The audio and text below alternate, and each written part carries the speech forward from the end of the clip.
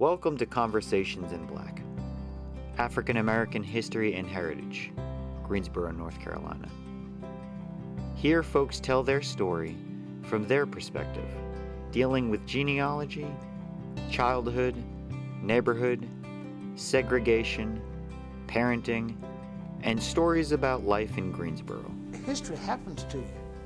You know what I mean? I guess we're all history, in some form, it's just a matter of kind of realizing who you are and how you fit in to this tapestry called America.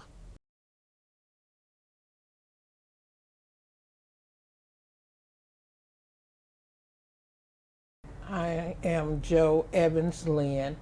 I taught in over 37 years in the Alamance County schools, Guilford County schools, but I started teaching in Charlotte Courthouse, Virginia. I'm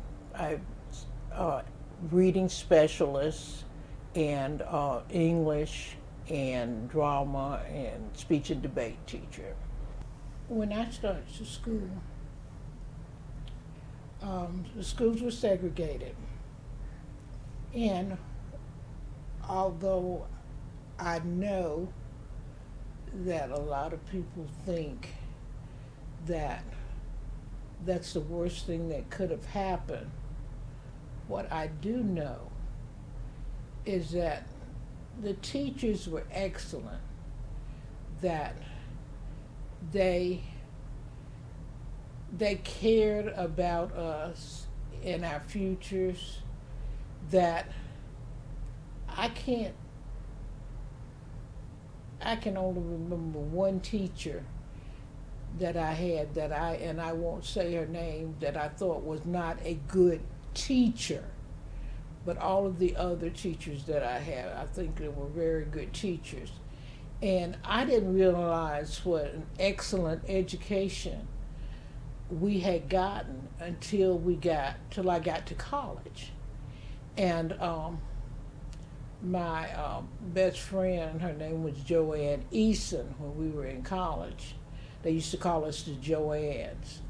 But they used to, we were the only two Southerners. And what college was this? Shaw University in Raleigh. I had a full scholarship to Shaw University. Well, I was offered scholarships to Hampton and to Shaw. And I picked Shaw because, well, first I didn't want to go to A&T because my sister was at A&T. And all the way through high school, I had to be Gloria's sister. And Gloria was really good at math and science. And it wasn't that I couldn't do math and science, I just didn't particularly like it. And so I never really worked hard at excelling in it. And so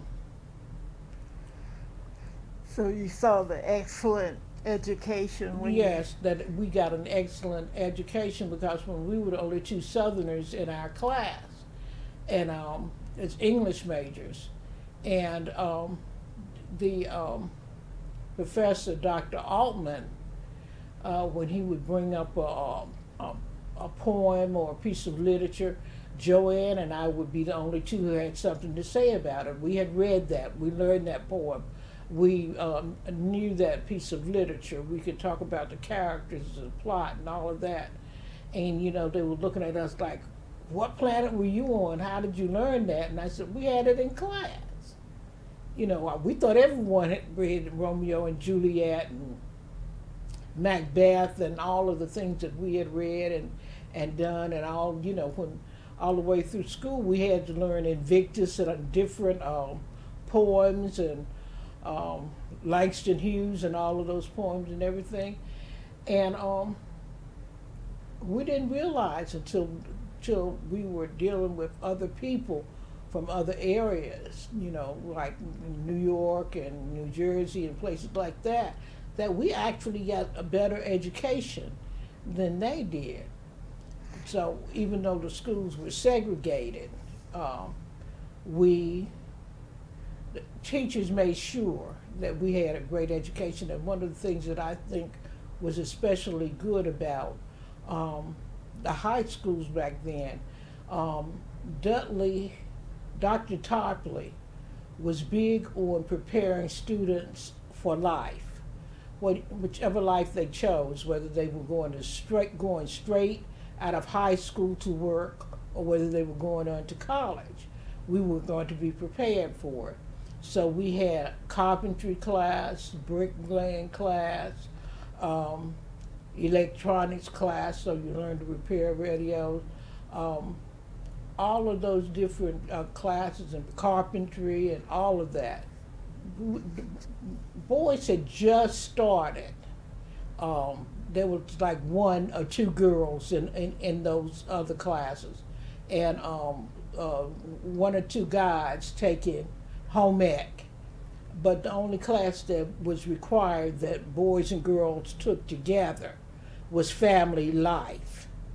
And I think it's so sad that they ended family life when they integrated, because family life, they would always make sure that it was an equal number of boys and girls in the same class. And the first day of class, the girls would pull a name out of the hat, and whoever's name they pull would be their husband for the year. And you had to plan together both of you going to work, and whether or not the wife was going to be a housewife. Well, of course, I wasn't going to be a housewife. I was going to be a lawyer when I was in college. When I was in high school, I was going to be a lawyer. And men didn't stay home and be a housewife back then and take care of the children. So he was going to work too. He was going to be a preacher. But you learned how to budget, the different types of discipline for children, assertive discipline and so forth. How to set your menus and nourishing food. A lot of things that we learn in family life that young people could really use today. And but they did away with that class when they integrated, because I guess they didn't want white and black students being pretending like they were married or whatever. Was this a popular class in other schools, or all black schools it was required? Remember, schools were segregated then. All black schools in North Carolina required family life.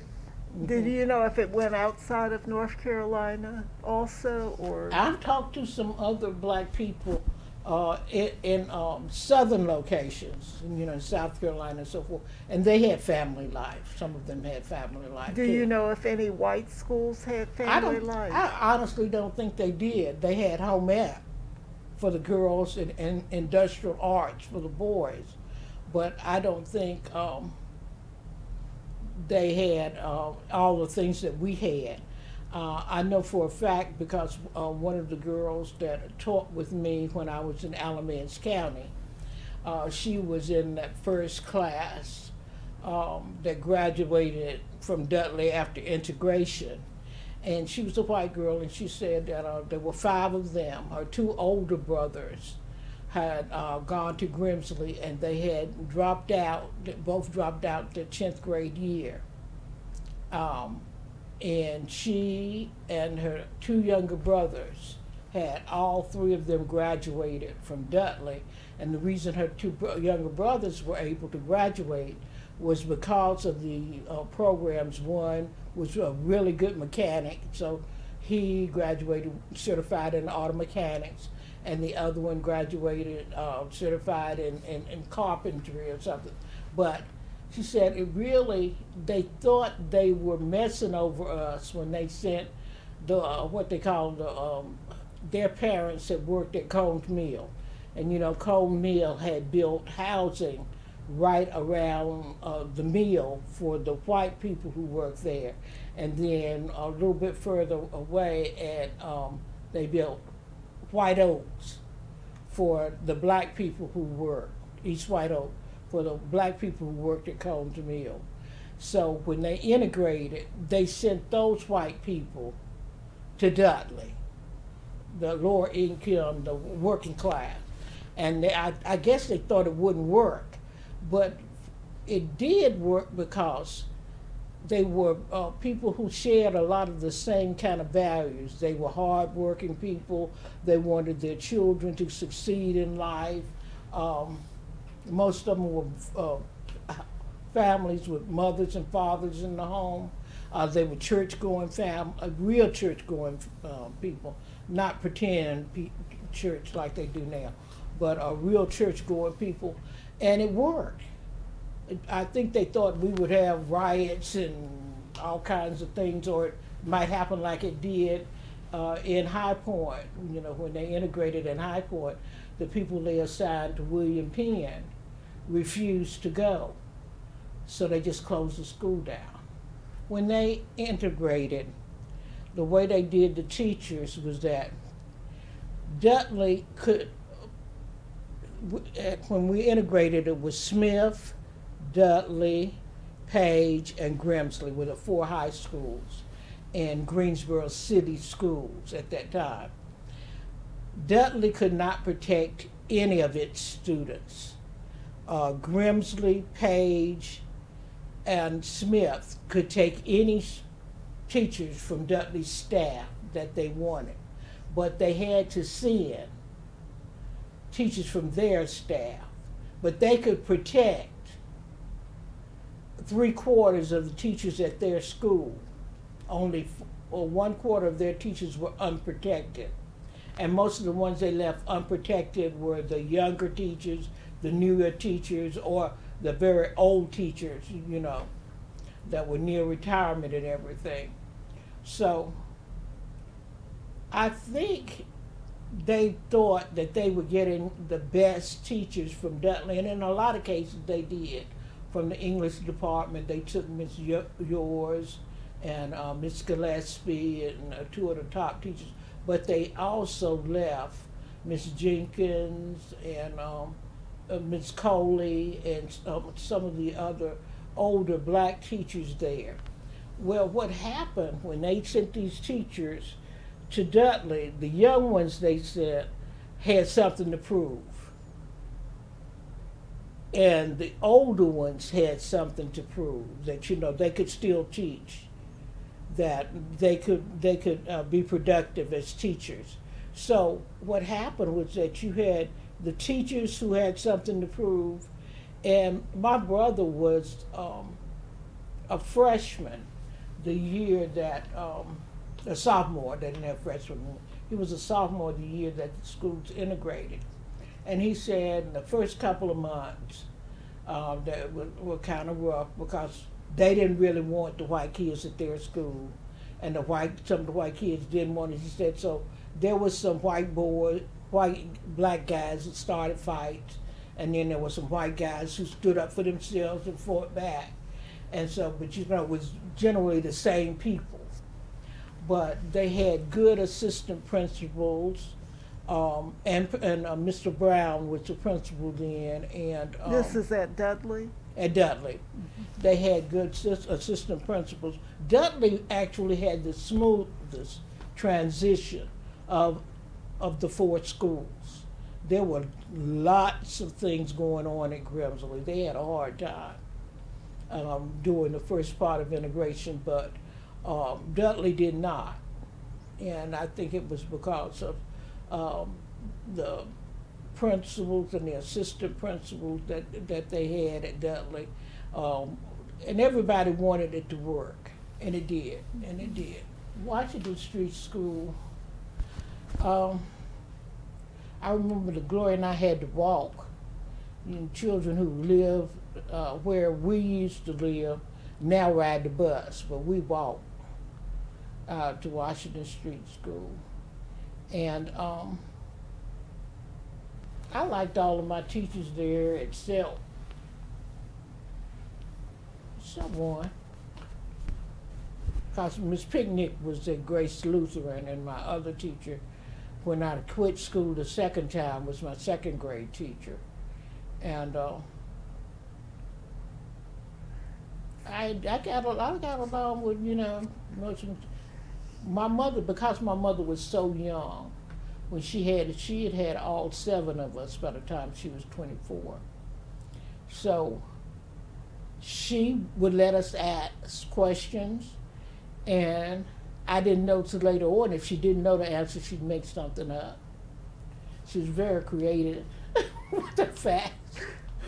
But she would allow us to ask questions, and she didn't consider it sassy or talking back, you know, when you asked a question. If she knew it was a legitimate question and you were trying to learn or gather knowledge, she wasn't bothered by you asking questions. And I found out in school a lot of the teachers are picky and messy about asking questions. They won't think you're trying to say they're dumb or something. No, that's something else I wanted to know that you didn't, you know, include in the lesson. I didn't call it picky. I didn't like Lincoln, and it wasn't the school. It was that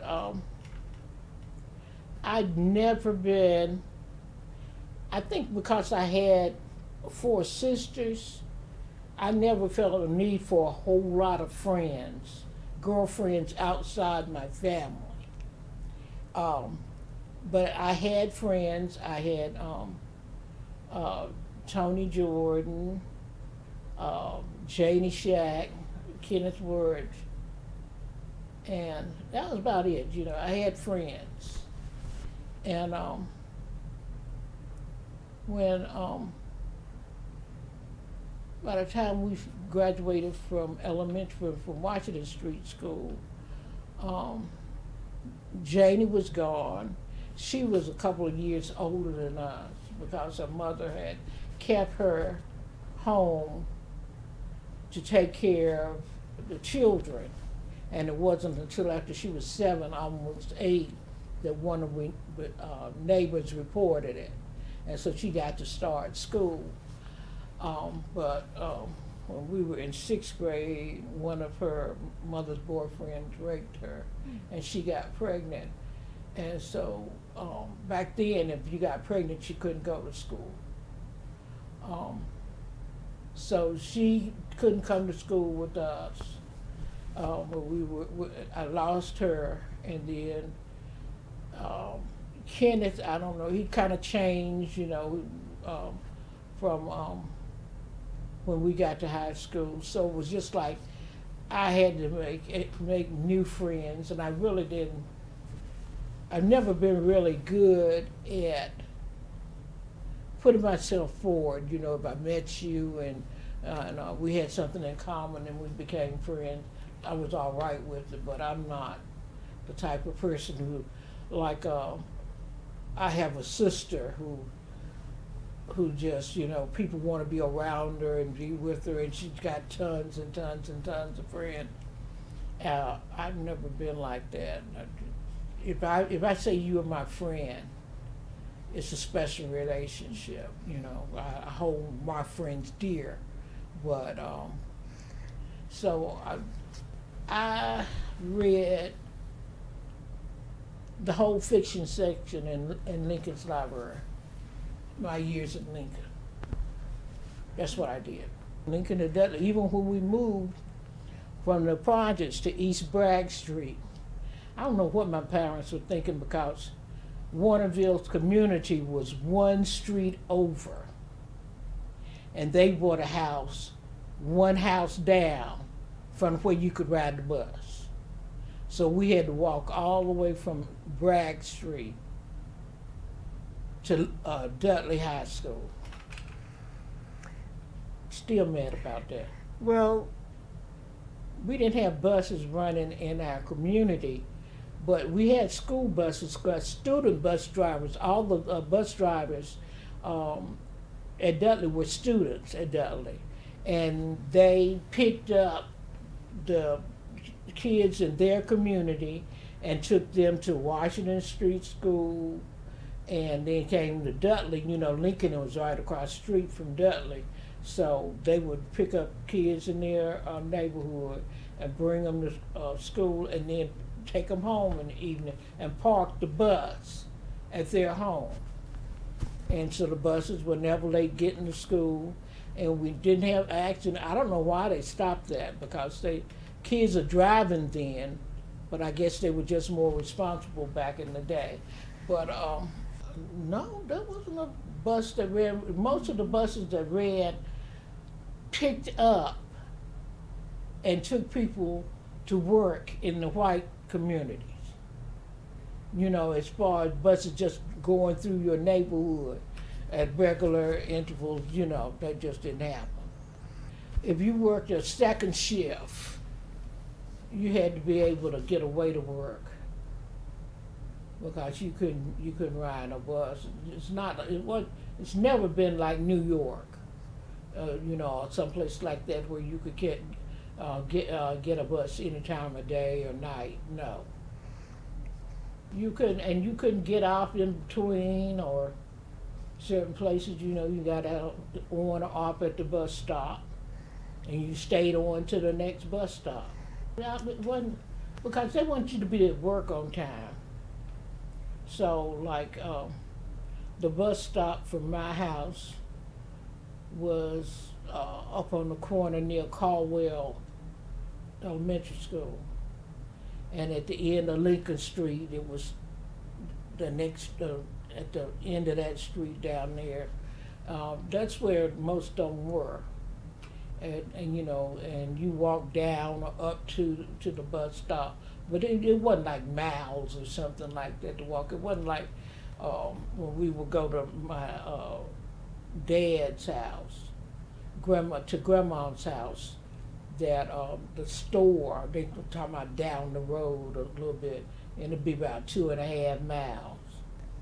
The city buses, we had city buses, but they were segregated. You know, you had to sit at the back of the bus. There weren't a lot of white people who rode the bus, but there were some. I want to also talk a little bit about the roads, about the paved roads and the dirt roads, and the amount of paved roads in the African American communities. Well, you know what? Greensboro was special in that I'm trying to think of where we had dirt roads. I know where we went to church on a small street, it was a dirt road. And when we lived on Cruz Street, it was a dirt road. But after we lived on Cruz Street, after we left Cruz Street to Hackett Street and all of those streets were paved. And roads were never a big problem in the black in our community. It really wasn't. And I think it was because we had colleges and universities, Bennett and A&T and Greensboro College, and you know, they wanted people coming from outside to come to these schools and stuff, and so they put a good face on it. The schools were basically, during my lifetime, you might talk to someone older than 70, almost 73, and they might tell you a different story, but during my lifetime, most of the roads were paved. Cruz Street was not paved, it was a dirt road, but every other street we lived on was paved. So we would have to adjust. Warrensville community is the oldest black community in North Carolina. It was started by freed slaves, and Warner had the concept that he wanted them to be landowners, and so he allowed them to buy a plot of land, and for about, I think it was like something like between $75 and $100 for a plot of land, and they could pay for it on time. And you have to remember that a weekly salary in the city at that time was around $4 a week. And that was big money. That's why so many blacks came to urban areas because $4 a week was big money. And they could make that at working at the mills. Cone Mills wasn't the only mill, there was another mill, Pomona. And Pomona Mill. Warrensville had great schools, and just the first graded school in North Carolina was in Warrensville community. And they had several other schools, but they only went to 8th or 9th grade. And if you wanted your child to go to school beyond that point, they would have to go to Hampton. There was a school at Hampton Institute, it's Hampton University now. And there was a school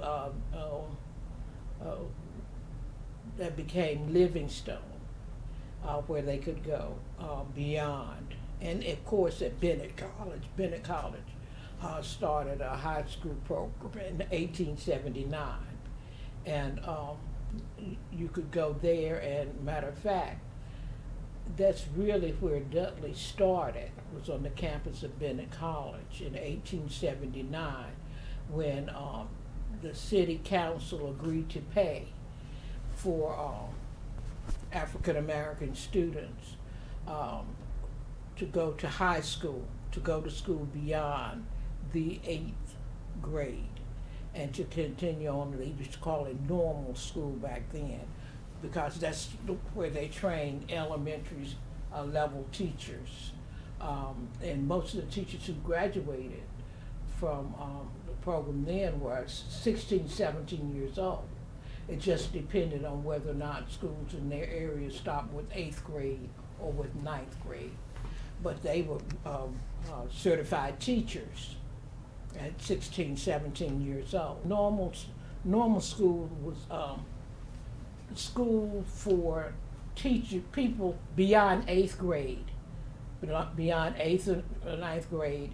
It wasn't really graded then. It was based on the courses that you took, but it prepared teachers for elementary school. It was black and white school, the term normal school, because when you look at the history of North Carolina public schools and the first report of public schools, he talks about normal schools, the number of normal schools, the number of colleges, 2, one in Chapel Hill and one at in Raleigh, the number of normal schools. And the first county in North Carolina to have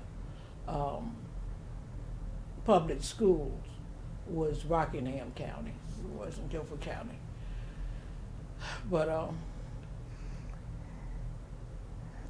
I think the most important thing to remember about the school system in Greensboro is that because the people on the Greensboro City Council were mostly Quakers who had never owned slaves, and they several places in Guilford County were actually part of the Underground Railroad that were owned by Quakers.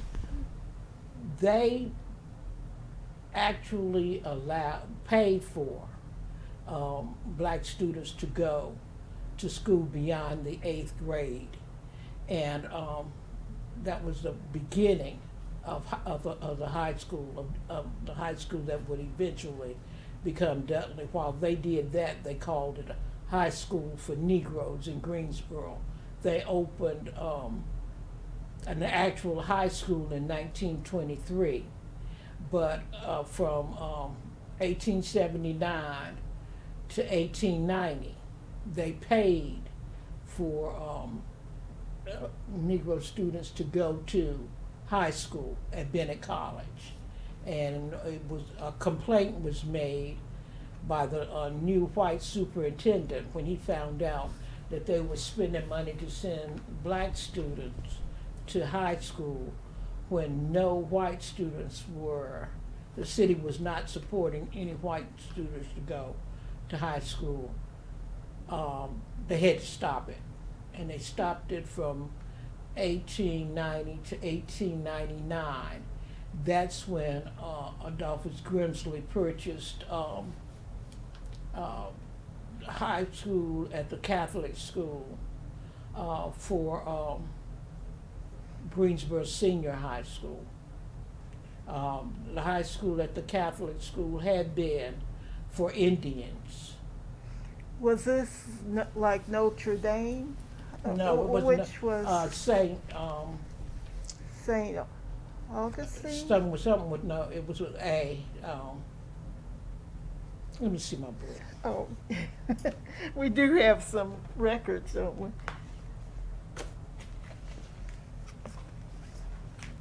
We're fortunate that you have written in detail about a lot of this, so we will be able to refer to a lot of history there. I felt that I started writing the book when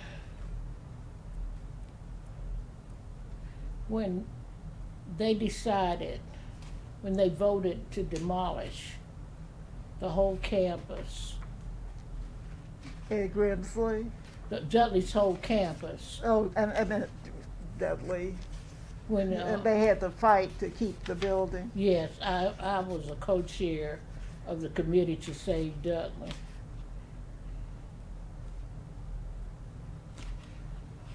Okay. And obviously we're successful.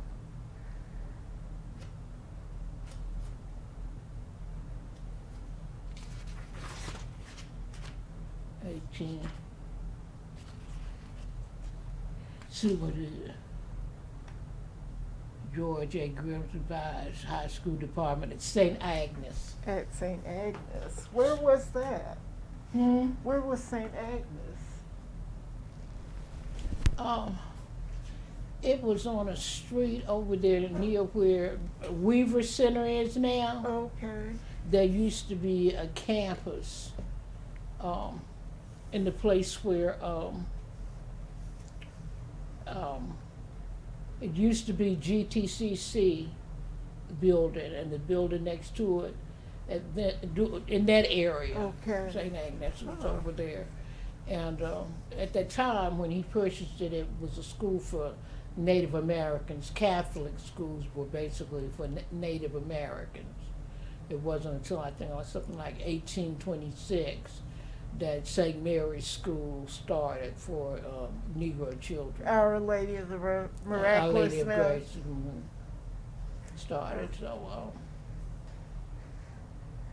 I know Grimsley.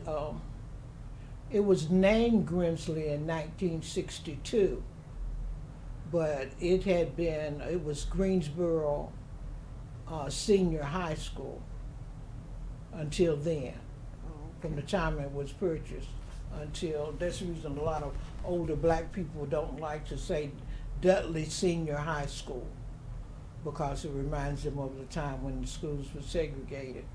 But on everything that I had, my diploma and everything, it said James B. Dudley Senior High School. I thought it was because it wasn't a junior high school, because in some of the rural communities, they had one school that was went through 8th or 9th grade all the way through high school. In the early days,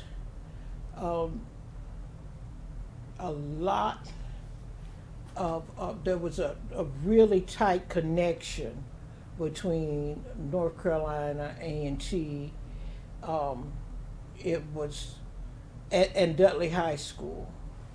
And a lot of the, I know when I was in the band at Dudley, the uniform that I had, I played trombone, had, you could see like a famous emblem where it had been A&T, and then it, had the thing for Dudley there, JBD, in place for Dudley. But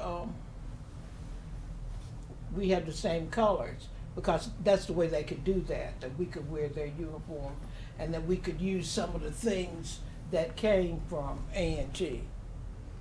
So, it's been the same That's colors. interesting. I think the most important thing I want to get across is that we have a history to be proud of. That I know a lot of young people think, I've heard young people say, I wouldn't have put up with that, I'd have gone upside somebody's head if they did this or if they did that. But you don't understand the kind of fortitude, the kind of determination to survive and thrive that caused them to be able to get through and to go through to get us where we are today. If it hadn't been for people like Dr. Tarpley, who was a negotiator and was willing to do what he needed to do to get different things. He was a key person in getting a real high school building. When Dr. Tarpley first started as principal of the Greensboro High School, and a lot of people don't want to say this, they want to bury the history from when we began. But when the city council started paying for the high school, it was called the High School for Negroes in Greensboro. And if you look at the original design by David Hartman, it says the original high school, the High School for Negroes in Greensboro. And that's what it was called until December 9th of 1929.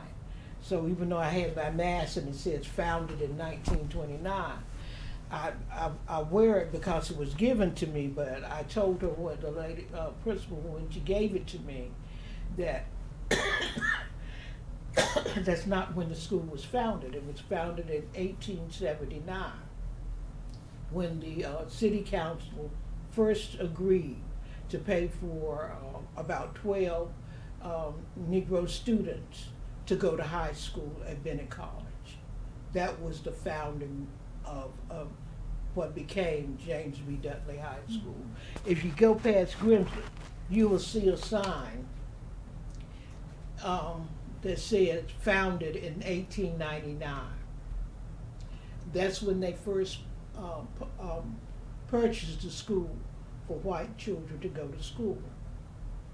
Up until that time, For black children? Hmm?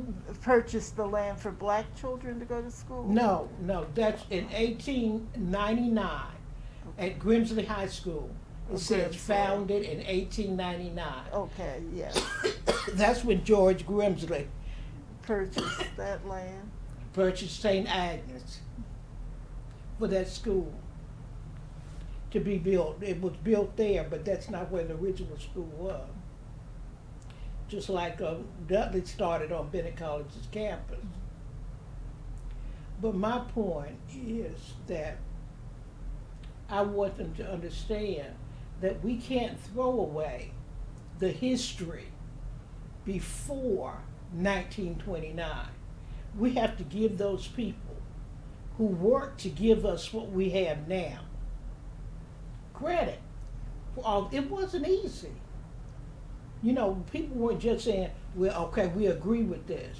Those men, black businessmen who wanted to have schools for their children in the community had to go back time after time after time to finally get them to agree. And then it was another hard work for them to get them to start a full high school with about 150 kids on Bennett College's campus in 1923. But all of our history from 1879, way before 1929, is worth remembering. All of it. leaders. Shabazkin was responsible for coming, and he was the first medical doctor on the staff of L. Richardson Hospital. And what's important to remember about him and the other doctors that he brought with him was that because they were hired first, they were able to bring more young doctors. Most of them were graduates of either Howard University or what's that other school that was in Meharry. Meharry. But they were able to bring them here. And the person I remember most from that time is I remember my mother was everyone was so proud of L. Richardson Memorial Hospital because it was a place where you could have a baby or we were never able to own a bicycle because my mama was on her way to work one morning and this bus hit a little black boy on a bicycle. And he had to lay there, even though it was right, you know how close Aycock School is to Cone Hospital, but they would not take him at Cone Hospital. By the time they got someone from L. Richardson, he had bled to death. And so Mama wouldn't let us have a bicycle. But she always remembered that, and she said, I can't do it now. Your dad can't do it now. But I'm telling you about this, not so you can cry and be sad, but because you keep it in your heart and know that it was wrong and do something about it. You can't do something about everything, but take it to your heart to do something about the things that you can do something about. When I started writing the history of Dudley and the black community when they were going to tear down the whole campus as though it never existed and build what they call a new Dudley. One thing I know from history, when you tear down your old and get new, it's no longer yours. It's no longer yours. It belongs to the people who built it. You lose all the blood, sweat, and tears that went into your history. And when we were trying to save Dudley, I was asked to write about the history of the school so we could put it on an application for it to become a historic site, because we felt like if it became a historic site, they wouldn't be able to tear it down.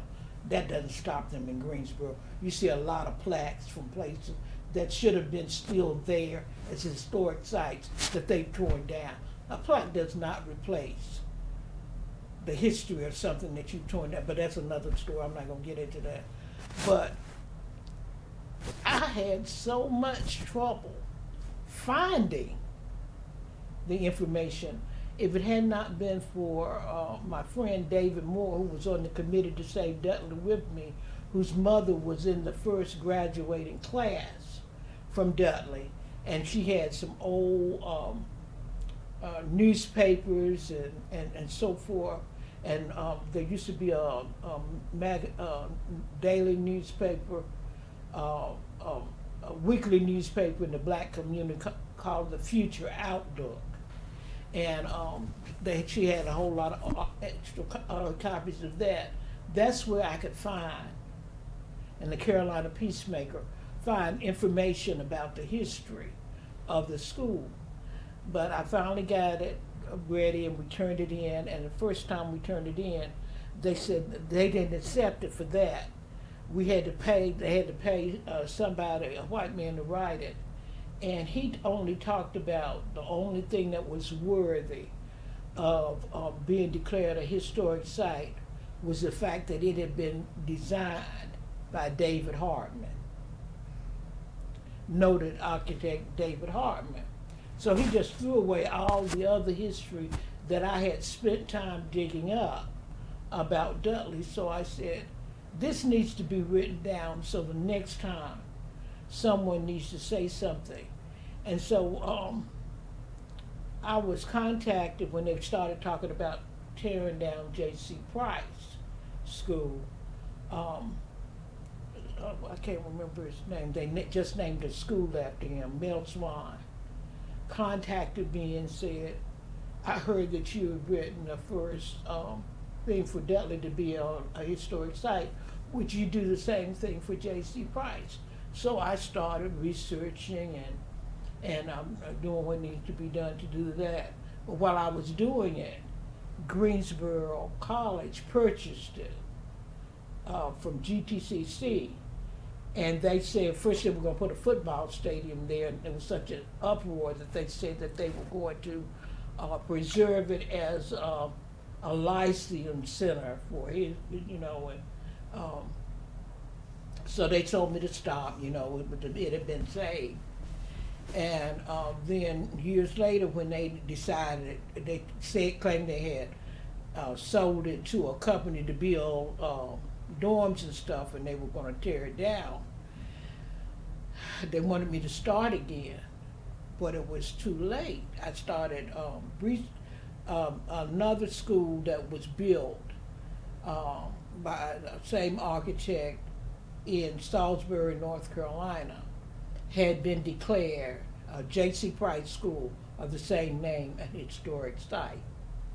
But it had the same features, and it was built off the same plan. And it was too late to save J.C. Price.